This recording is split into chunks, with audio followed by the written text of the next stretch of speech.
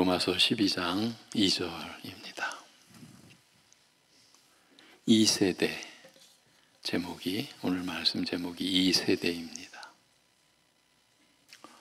로마서 12장 2절.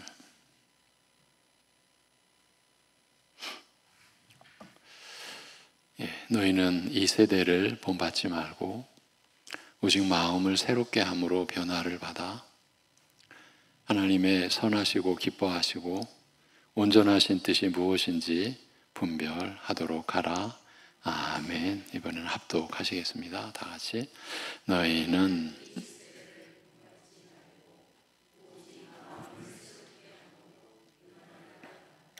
하나님의 선하시고 기뻐하시고 온전하신 뜻이 무엇인지 분별하도록 하라. 아멘. 우리는 지난 몇 주 동안 수요 예배 몇 주입니다.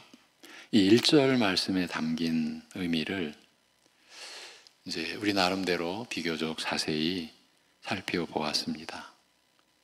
1절 말씀은 그리스도인의 신분에 관한 교리적인 입장에서 그리스도인의 이제 행실로 넘어가는 연결구와 같은 곳으로서 우리가 신자로서 행실에 관한 의미를 어떻게 가져야 하는가를 우리가 살피고 나눴습니다. 먼저 사도는 그러므로라는 말로써 예수를 믿어 구원 얻은 신자들은 마땅히 보여야 할 행실이 있음을 알렸습니다. 여러분 자신이 누구인가를 분명히 아셔야 합니다. 하나님 앞에서 그 무엇도 할 수 없는 죄인의 처지에서 믿음으로 말미암아 오직 주의 은혜로 구원 얻은 사람 여러분이시죠. 이제 더 이상 정죄가 없고 예수 그리스도 안에서 곤란을 당해도 결코 끊어지지 않는 하나님의 무한하신 은혜와 사랑 가운데 있는 사람. 사람이 아무리 해도 다 알 수 없는 놀라운 섭리로 다스림과 인도함을 받는 사람. 여러분들이십니다.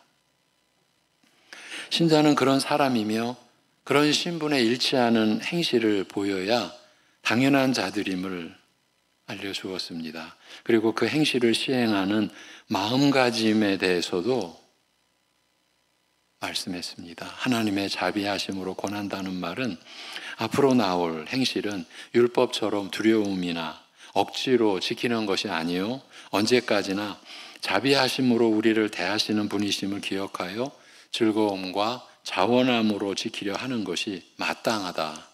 그 자세로 지키는 것이라고 했습니다.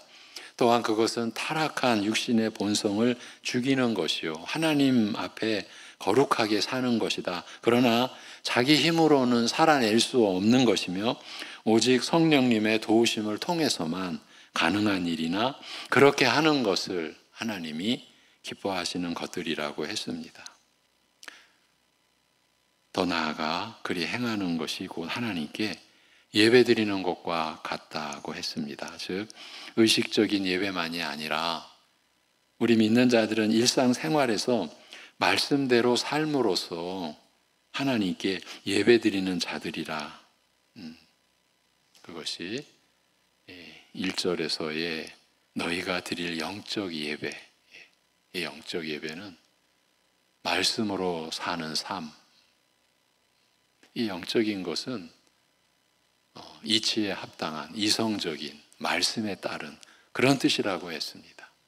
우리말로 영적으로 번역해 놓아서 다른 영적으로 쓰여진 부분과 이렇게 연결해서 혼동할 수 있는 내용을 우리가 살피면서 일상에서 말씀대로 삶으로써 하나님께 예배드리는 그 자체를 영적 예배라고 말씀한 것을 나눴죠.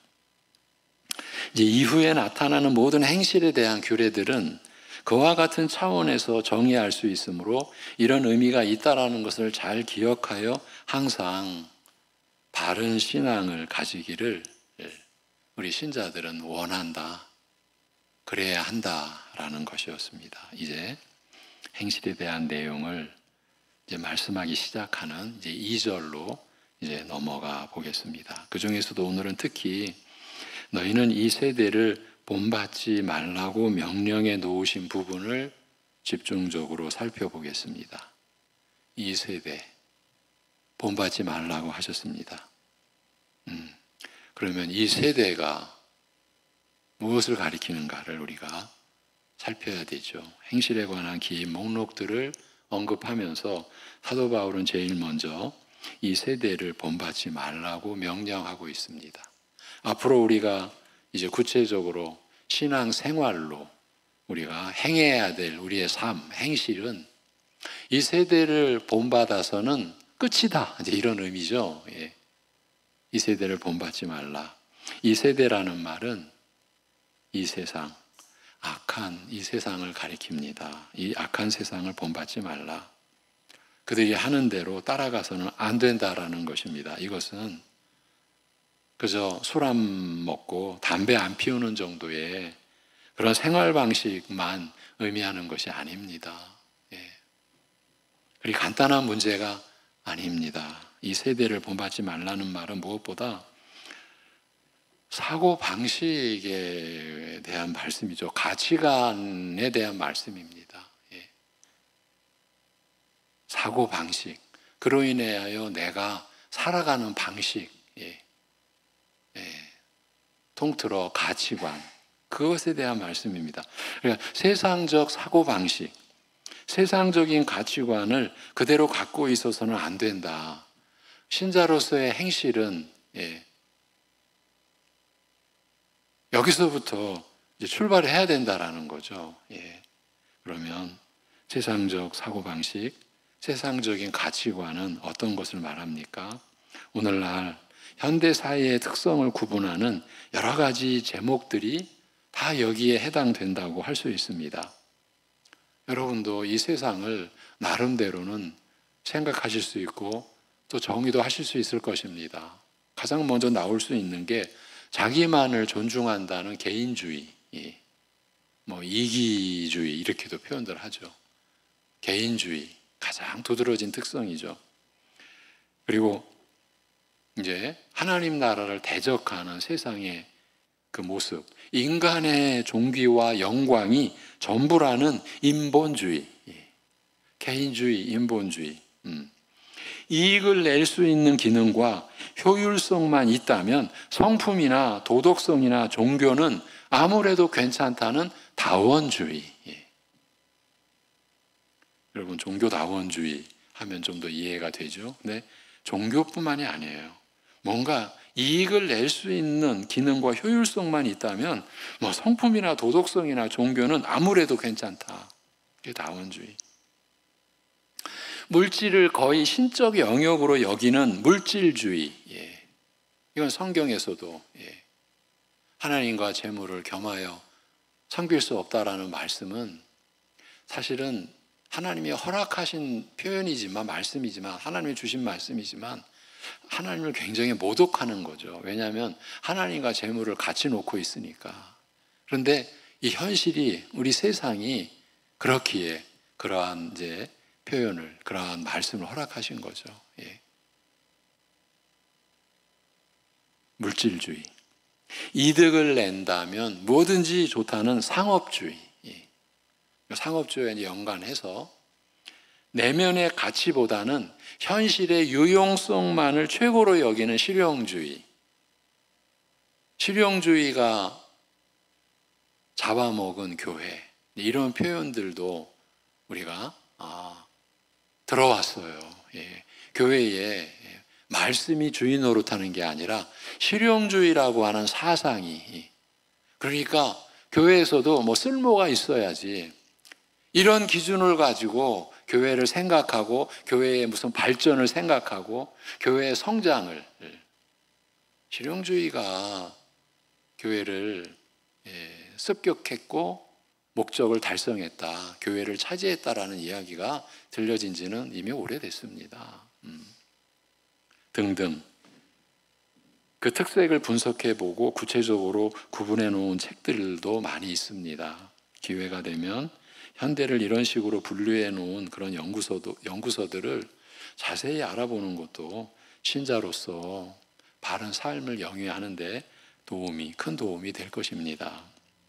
그러나 현대의 학자들이 그렇게 여러 갈래로 분류해 놓은 것이 감사하긴 하지만 요한일서 2장 15, 16절에서처럼 명확하게 세상을 요약해 놓고 있는 것을 우리가 세상에서 찾아서 견줄 수 있을까요?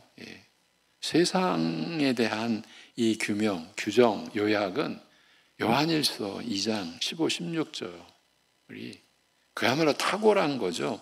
여기 보면 간단하지만 핵심적인 것으로 분류하여 세 가지를 말해 놓고 있습니다. 그 말씀을 준비했습니다. 요한일서 2장 15, 16절 시작. 이 세상이나 세상에 있는 것들을 사랑하지 말라. 누구든지 세상을 사랑하면 아버지의 사랑이 그 속에 있지 아니하니 이는 세상에 있는 모든 것이 육신의 정욕과 안목의 정욕과 이생의 자랑이니 다 아버지께로부터 온 것이 아니요 세상으로부터 온 것이라. 우리가 몇 년 전 요한일서를 나눌 때 살폈던 내용인데 그때 그 내용을 우리가 오늘 다 다룰 수는 없어요.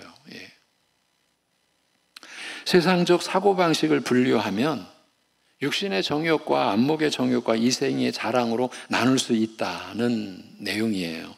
이 세상에 있는 모든 것이 셋으로 분류됐어요, 여러분. 육신의 정욕, 안목의 정욕, 이생의 자랑이라. 세상에 있는 모든 것. 하나님은 이렇게 분류하신다라는 거죠. 먼저 육신의 정욕은 대부분의 사람들이 살아가는 방식입니다. 육신적이고 감각적 만족만을 갈망하는 것을 말합니다.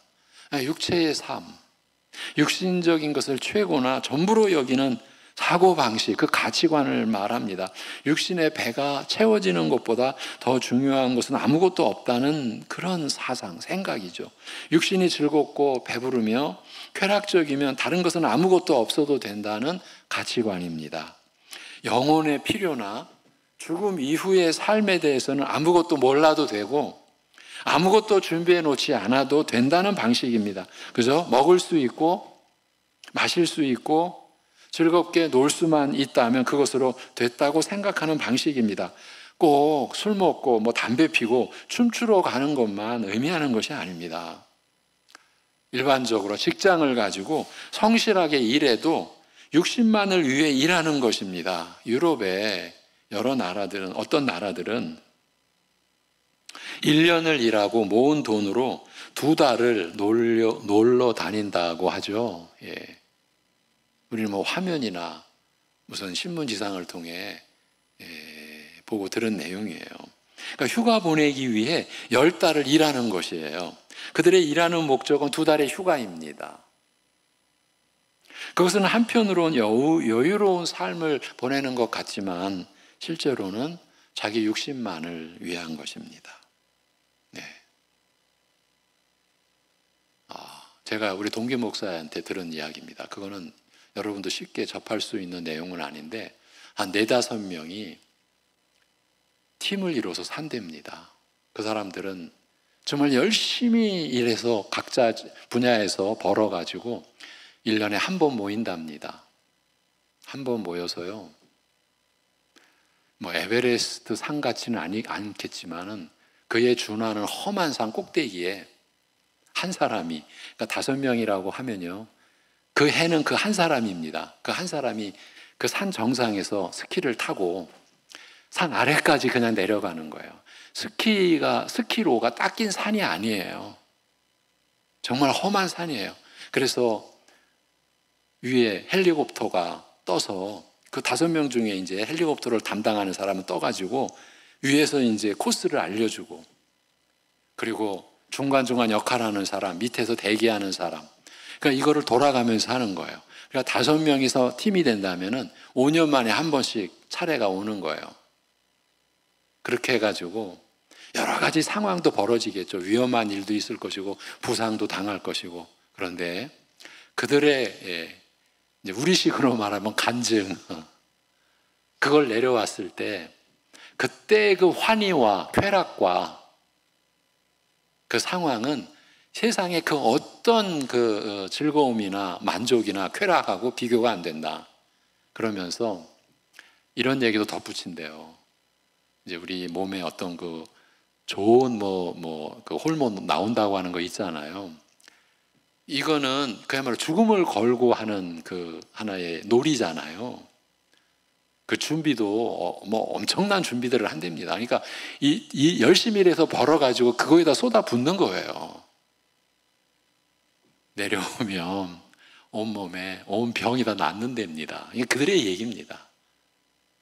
네, 우리 어려운 모임 동기 목사가 그런 걸 또 잘 찾는 친구가 있어요. 그런 얘기를 들려주더라고요.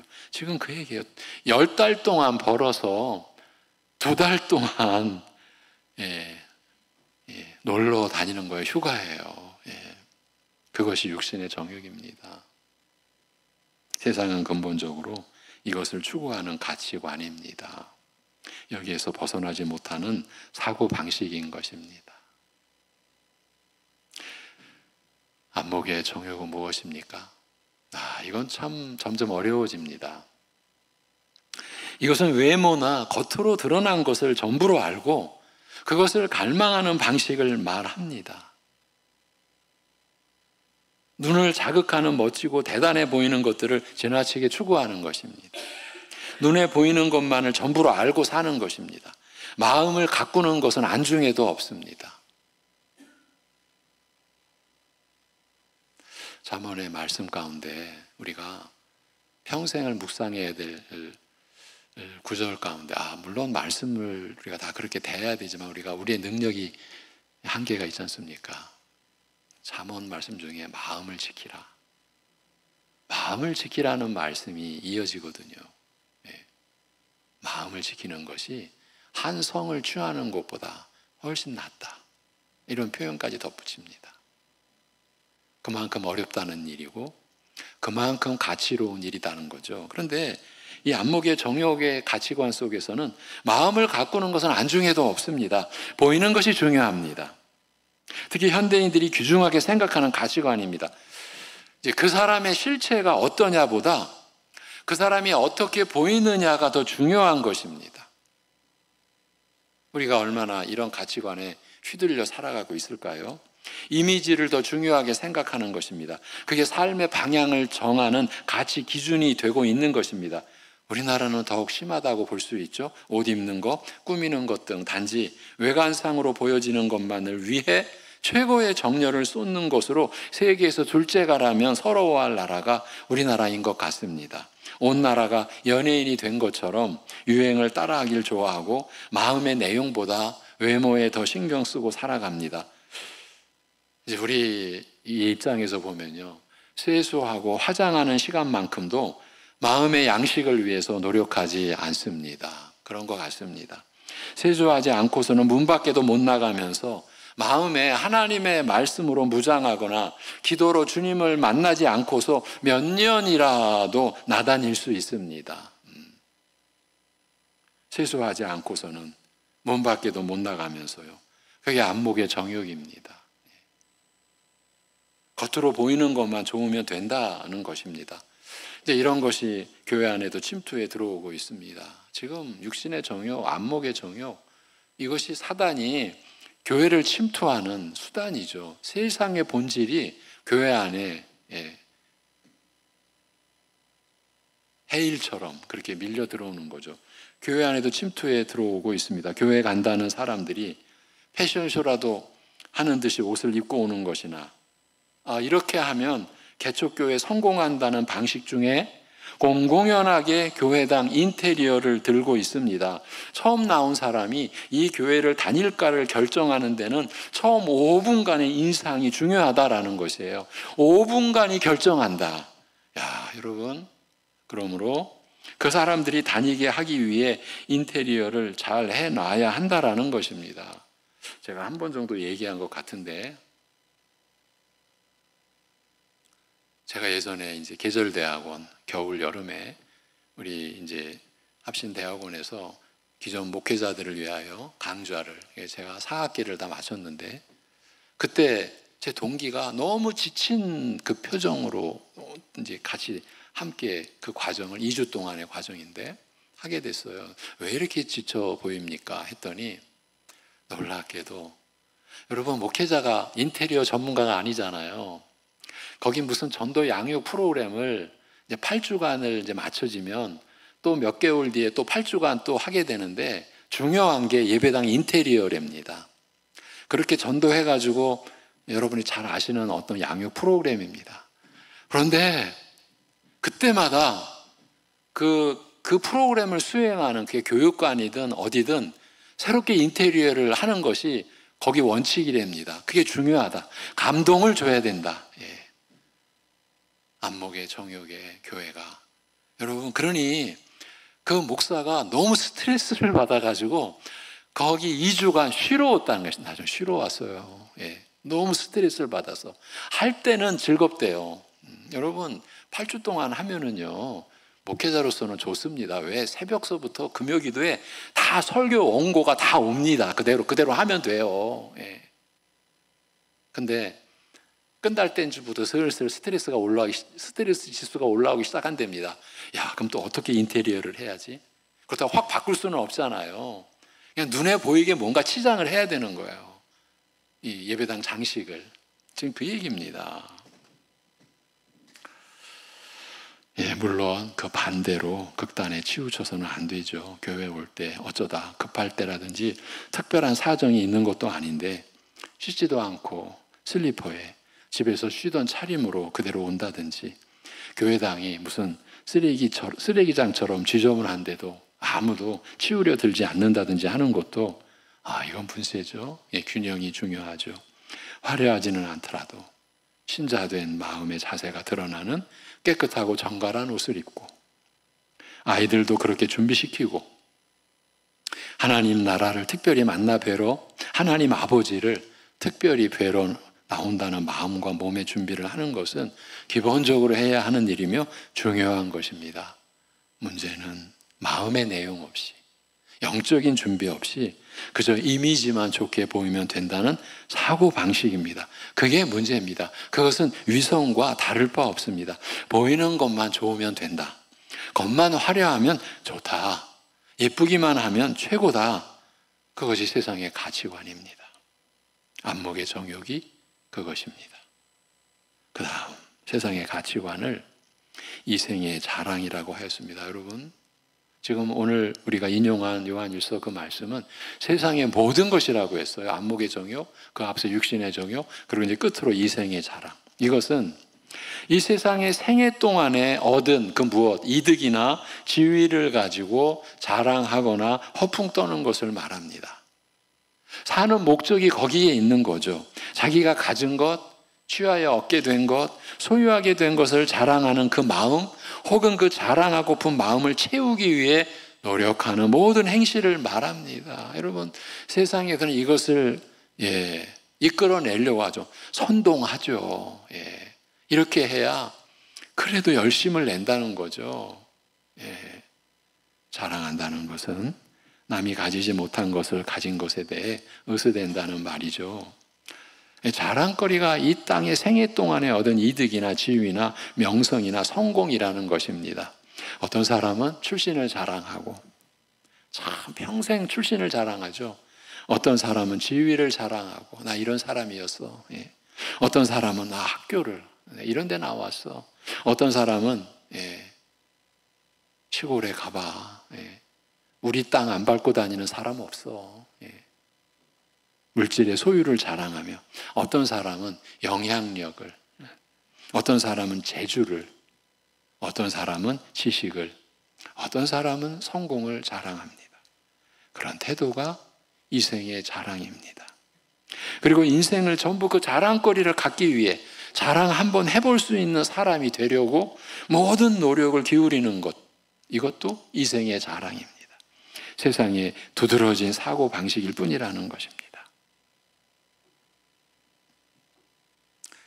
확 뒤집어서 그렇지 못해서 마음에 끊임없는 상처나 고통, 그것을 이제 열등감이라고 표현들 하죠.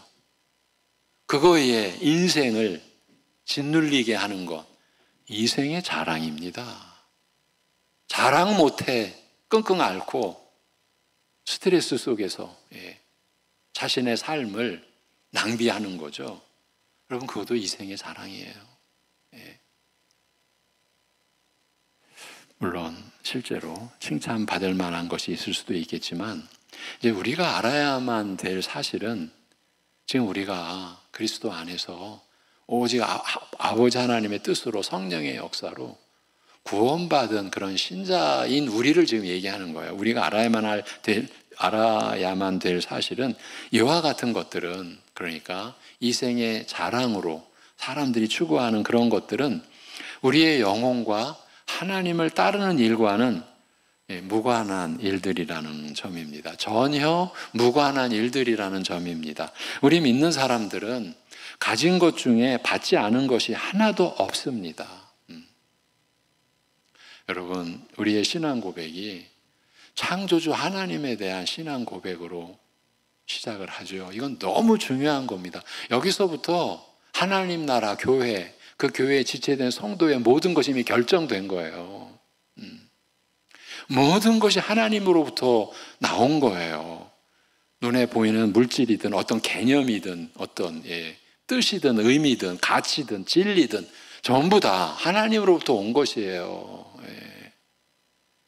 가진 것 중에 우리 믿는 사람들은 그래서 받지 않은 것이 하나도 없습니다. 생명부터 시작해서 재능이나 재주, 자녀나 일, 성공이나 건강 등 모든 것을 다 받았습니다. 하나도 받지 않은 것이 없습니다. 난 내가 해냈다고, 내가 성공을 이뤘다라고 그렇게 교회 안에서 그렇게 주장하는 분들은 우리가 오늘 나누는 이 말씀에 참여가 안 되시겠죠.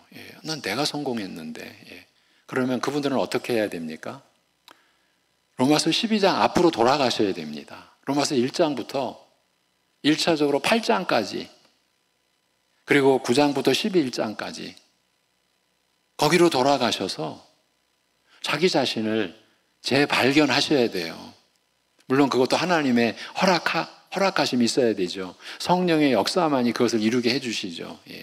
지금 자기의 삶이 어떻게 이루어지는지를 아직도 모르는 거예요. 그것은 신앙생활의 연륜과 무관해요.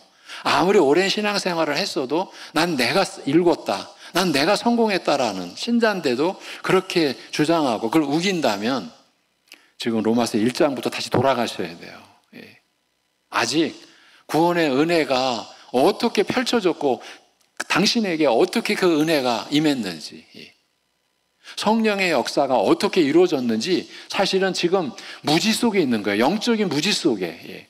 그의 인생이 어떻게 펼쳐졌는지, 이생의 자랑거리가 아무리 많아도 아무 소용없어요. 지금 전부 받은 거예요. 여러분, 하나도 받지 않은 것이 없어요.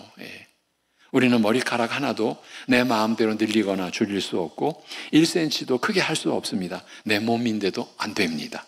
즉 자랑할 것이 하나도 없는 것입니다. 사도 바울이 그래서 뭐라고 했습니까? 너무 중요한 구절이죠. 갈라디아서 6장 14절. 갈라디아서 6장 14절 시작. 그러나 내게는 우리 주 예수 그리스도의 십자가 외에 결코 자랑할 것이 없으니 그리스도로 말미암아 세상이 나를 대하여 십자가에 못 박히고 내가 또한 세상을 대하여 그러하니라. 아멘.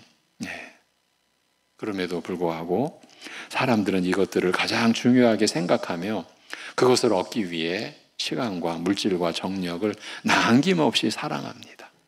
남김없이 사용합니다. 뭘 얻기 위해?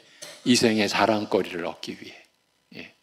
그리고 이런 사고방식이 교회 안에까지 너무 쉽게 들어왔습니다. 오늘날 교인들의 사고방식이 여기에 물들어 있습니다. 예, 뭐 소수가 아닙니다. 일반적으로 다 물들어 있습니다. 교인들끼리 만나거나 심지어 목회자들끼리 만나도 대화하는 것이 지극히 부분적입니다. 너희 교회는 교인 수가 얼마냐? 헌금은 얼마나 나오며 선교사는 얼마나 파송했느냐 하는 것으로밖에 물을 줄 모릅니다. 그거 물어보고는 다른 할 얘기가 없습니다. 거기에서 대화가 끝납니다. 그것만 보면 성공한 교회인가 아닌가가 벌써 딱 정해지기 때문입니다. 이미 다 판단 끝, 판정 끝. 그 교회가 참된 신앙, 참된 영성, 참된 경건이 있느냐, 진리를 따르느냐, 참된 믿음을 추구하느냐 하는 것은 누구도 묻지 않습니다. 실제로는 그것으로 이야기가 진행되어야 합니다. 규모와 외형을 따지는 것은 세상의 성공 방식을 따르는 것이요, 이생의 자랑을 추구하는 가치관입니다. 여러분, 이번 주 우리가 섬기는 선교사님 다 성함 알고 계시죠? 기도하는 인도네시아 선교사님, 우리가 올해부터 섬기게 됐고, 올해 지난 선교사 대회에서 그분을 직접 만나서 또 우리 교회도 왔었죠.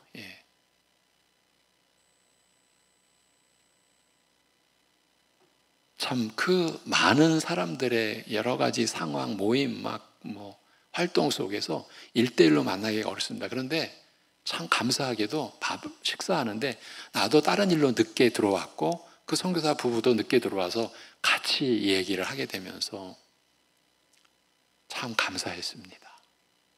송내중앙교회가 하나님의 인도하심으로 나아가고 있는 방향, 오직 말씀으로.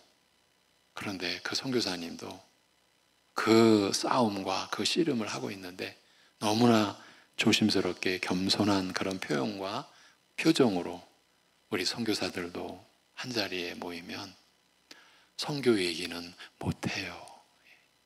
안 하는 거예요. 못하는 거예요. 실제로 그 얘기를 진행해야 되는데 무엇을 목적으로, 그래서 어떠한 방식으로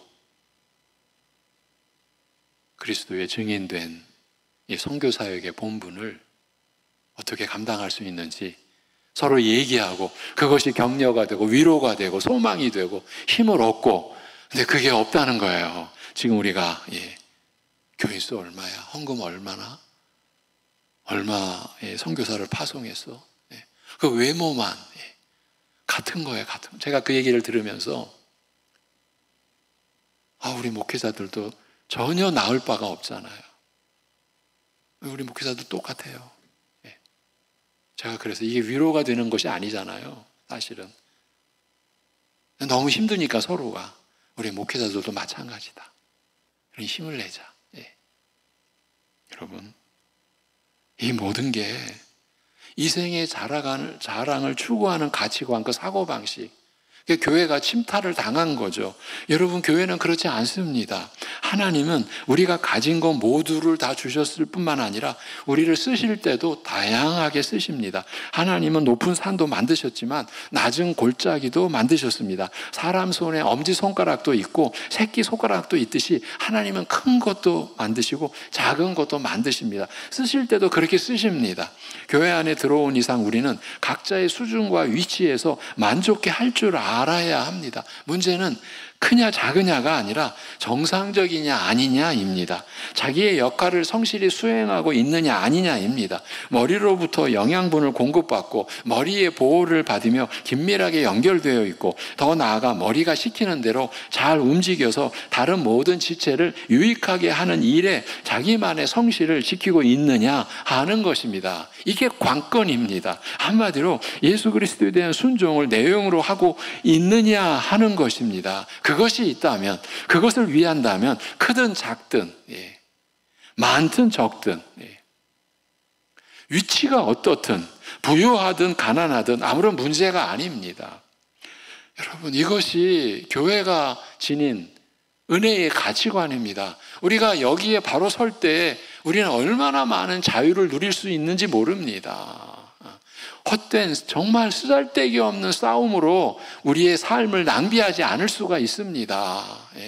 더 기도에 깊이 들어갈 수가 있고 말씀에 더 깊이 참여할 수가 있죠. 여러분, 높은 산이든 낮은 골짜기든 직분이나 자리가 중요한 것이 아닙니다. 우리는 하나님께서 주신 그 자리에서 자기 역할을 하고 있으면 됩니다. 그러나 세상은 그러죠. 누구나 다 높은 산이 될 수 있다. 노력하면 다 된다. 기도하면 다 된다. 그러나 하나님은 그러지 않으십니다. 골짜기마다 높은 산이 되려고 하는 것처럼 이상하고 어리석은 일이 없습니다. 골짜기는 없고 봉우리만 있는 산이 어떻게 존재할 것이며 있다 한들 얼마나 이상하겠습니까? 누구나 다 가운데 손가락만 되려고 한다면 그것처럼 이상한 손이 어디 있겠습니까? 5 손가락이 다 똑같이 엄지손가락만 붙어 있다면 얼마나 이상하겠습니까? 그렇게 될 수도 없지만 되어서도 안 되지 않습니까? 교회 안에서 영향력 있으려 하고 교계에 유명해지려고 하고 성공했다는 소리 듣고 싶어서 일하는 것은 근본부터 잘못된 것입니다. 이생의 자랑을 교회로 옮겨온 것입니다. 우리는 단지 하나님이 나를 사용해 주시기만을 바랄 뿐입니다. 그것은 내가 잘 나가야 되고 내가 성공해야 되는 것과는 다른 차원이 다릅니다. 그저 믿음을 지키고 사는 신실하고 거룩한 성도가 되는 그 자체일 수 있습니다. 우리가 구하는 것은 그것이어야 합니다. 주님께서 우리가 앞으로 보게 될 요한계시록에서 빌라델비아 교회를 칭찬한 이유가 무엇이었습니까? 한번 보시겠습니다. 계시록 3장 7절에서 8절입니다. 계시록 3장 7절에서 8절 시작.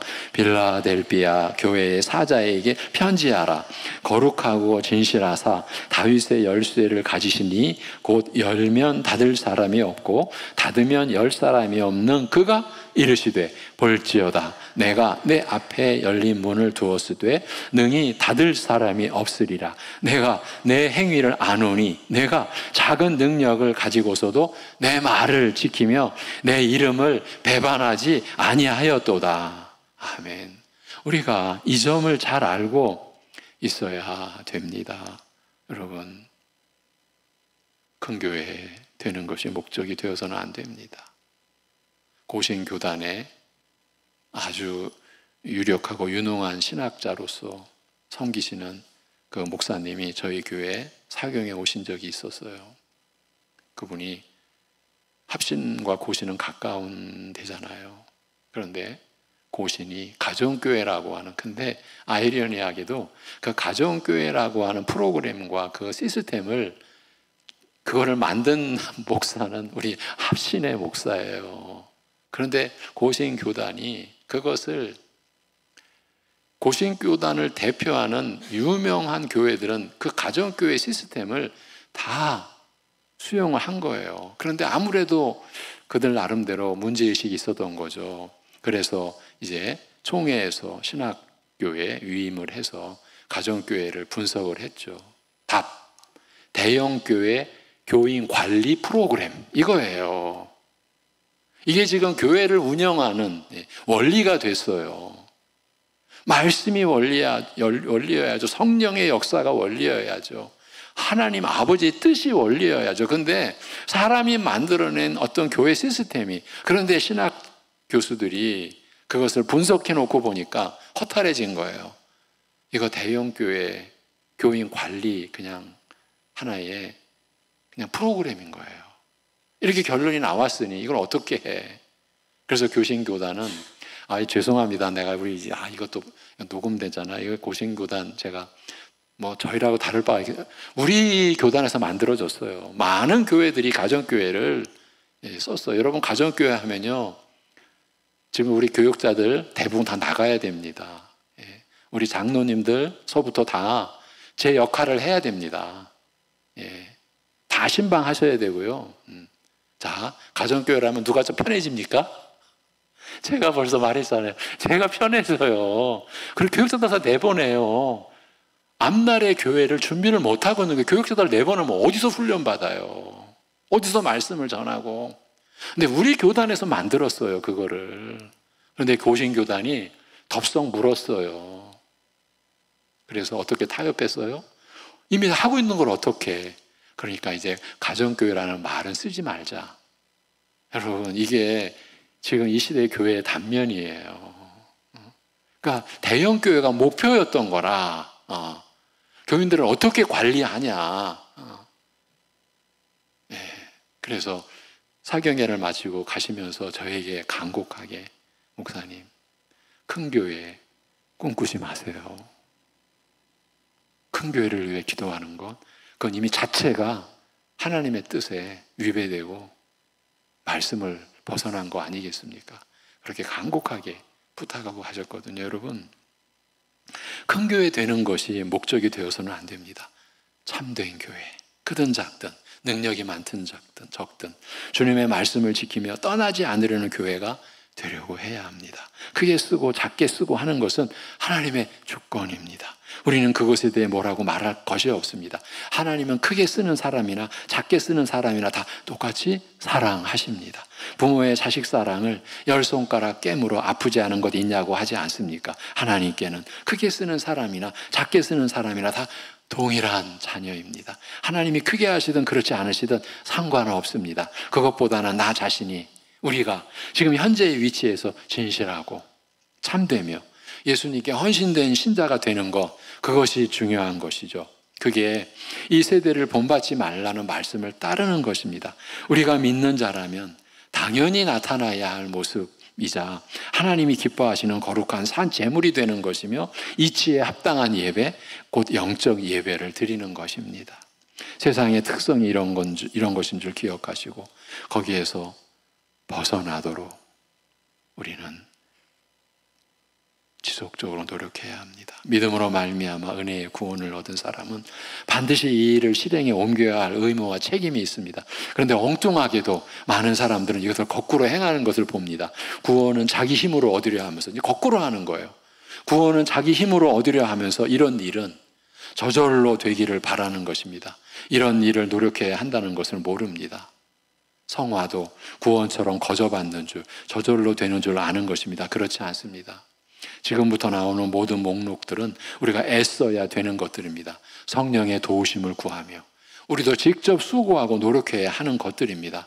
그래도 쉬운 일은 아닙니다. 물고기가 물속에서 살아도 전혀 불편하지 않듯이 우리도 이 세상의 헛된 가치관으로 살아온 세월이 길고 거기서 사는 일에 전혀 불편함을 못 느끼기 때문입니다. 그래서 많은 사람들은 교회라는 이제 물에서 교회라는 땅으로 나온 뒤에도 물속에서 살던 방식대로 살려고 하는 모습을 보입니다. 교회 안에서조차 그 사고방식으로 살아가면서 그걸 모르고 있습니다. 그러면서 누구도 위기의식을 가지지 않습니다. 세상적 사고방식에 너무도 익숙해 있기 때문입니다. 그래서 여러분, 말씀이 관건인 거예요. 말씀이 살아있지 않으면요, 우리의 위기의식을 우리가 지적받을 수가 없어요. 그냥 위기의식 속에 그냥 가는 거예요. 사람들의 좋은 비유가 있더라고요. 개구리가 그런 비유를 하면서요, 개구리는 그냥 온도를 살살살살 올리면 물이 펄펄 끓을 때까지 그냥 그 속에서, 끓는 물 속에서 죽어가면서도 개구리 예를 드시더라고요. 그런 비유에. 지금 우리가 그런 시기입니다. 위기의식을 가지질 않아요. 세상적 사고방식에 너무도 익숙해 있기 때문입니다. 그래서 교회를 섬기는 데 있어서도 세상적 사고방식으로 하는 거죠. 그러나 주님의 성도는 자세히 자기를 성찰하여 이 세대를 본받지 않는 사람으로 남으라는 이런 강력한 권고를 듣고 실행에 옮기는 사람입니다. 주님의 성도는. 그것이 구원받은 사람들이 마땅히 실행해야 하는 첫 번째 일이라고 말씀하고 있습니다. 하나님이 없는 것처럼 육신만을 위해, 자기만을 위해 제멋대로 살던 방식을 벗어버리고 새 원칙을 따르기 위해 부단히 노력해야 하는 사람임을 잊지 말아야 한다는 것입니다. 온 세상에서 여러분만이 그 자리로 부름받으셨어요. 여러분이 누구인가를 생각해 보십시오. 어떻게 구원받았고 어떤 분의 자녀가 되었으며 어떤 행실을 요구받는가를 살펴보십시오. 여러분에게 요구하시는 그 일은 어렵지만 거룩한 일이요, 하나님의 영광이 깃든 일이며 또 우리에게 아주 불가능한 것도 아닙니다. 성령님을 의지하여 계속해서 이루어 나가고자 한다면 우리도 그리스도 안에서 이루어 나갈 수 있는 새 생활인 줄로 믿습니다. 그 영광을 놓치지 않기를 바랍니다. 예, 기도하겠습니다. 하나님 아버지, 우리에게 익숙하다고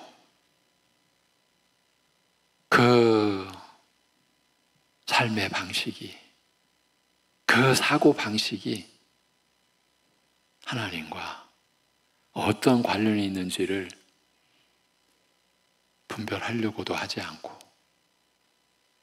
그렇게 우리가 살아왔고 교회 안에서 행세한 그런 모습, 오늘 말씀 안에서 비춰지도록 우리가 비춰 우리 자신을 볼 수 있게 하셨습니다. 이 하나님의 인도하심에 우리가 따를 수 있게 하여 주시옵소서. 우리가 극복해야 할, 버려야 할, 벗어야 할 이 이생의 자랑, 안목의 정욕, 육신의 정욕의 이 세상적 가치관과 이 세상의 사고방식에서 우리가 얼마나 젖어 있고 익숙해 있고 우리가 주님의 몸된 교회를, 영원한 하나님 나라를 섬기는 데에서도 그러한 가치관을 얼마나 끌어와서, 얼마나 가져와서 교회를 어지럽혀 왔는지 우리 자신을 돌아볼 수 있는, 성찰할 수 있는 이러한 계기가, 오늘 말씀의 역사가 일으키는 선한 계기가 되게 인도하여 주시옵소서. 우리 송내중앙교회 오직 말씀이 역사하는, 그래서 사랑의 열매로 우리 가정들이 교회가 세워져 나가기를 늘 소망하게 기도해 오고 있지만 그러한 우리도 얼마나 연약한지, 얼마나 세상적 가치관에 우리가 물들어 있는지 깨닫도록 하여 주시옵시고 우리의 허물을 볼 수 있게 하여 주옵시고 우리가 함께 이러한 어지러운 혼란된 상황을 극복해 갈 수 있는 은혜의 길, 생명의 길, 진리의 길 열심히 흔들리지 않고 끝까지 갈 수 있는 우리들 되게, 우리 교회 되게 하여 주시옵소서. 오늘도 이번 주간도 수술을 받고 병원에서 여러 가지 상황에서 힘든 일, 곤란한 일, 고통스러운 일, 감당하는 일들 일어나고 있는 그 가운데에도 주님이 함께하고 계시고 눈동자같이 살펴주시고 그 짐 져주시고 동행하고 계시는 줄로 믿습니다. 이 모든 것을 감사드리며 주 예수 그리스도의 이름으로 기도합니다. 아멘.